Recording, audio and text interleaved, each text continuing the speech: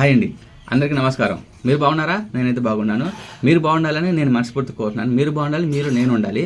అయితే మనం వీడియో ఏంటంటేనండి, మన రైతులు ఎంతో కష్టపడి పండించిన పంటని గిట్టుబాటు ధర లేక బయట కాలువల్లో బయట రోడ్డు పక్కన పాడేసిన వీళ్ళు చాలా చూసాం. మనం ఆత్మహత్యకు చేసుకుంటున్నారు. అయితే ఈ వ్యాపారంలో ఉన్న వ్యాపారవేత్తలు అయితే ఏ నష్టమో లేకుండా లాభాల పాటు పడుతున్నారండి. మనమైతే ఈ కొత్త వినూత్నంగా ఆలోచించామండి. మనం ఈ వ్యాపారంలో దిగుదాము. మనం ప్రజలకి హోల్సేల్ అంటే ఫ్యాక్టరీలో ఏ రేటుకి అయితే ఉందో అదే రేటుకి అయితే మనం ఈ షాపు ద్వారా ప్రజలకు అందిద్దామని అయితే గొప్ప లక్ష్యంతో మేము ముందుకు వచ్చామండి. నేనైతే నైట్ ఈ బాక్స్ తీసుకున్నానండి, సబ్బు బాక్స్ తీసుకున్నాను.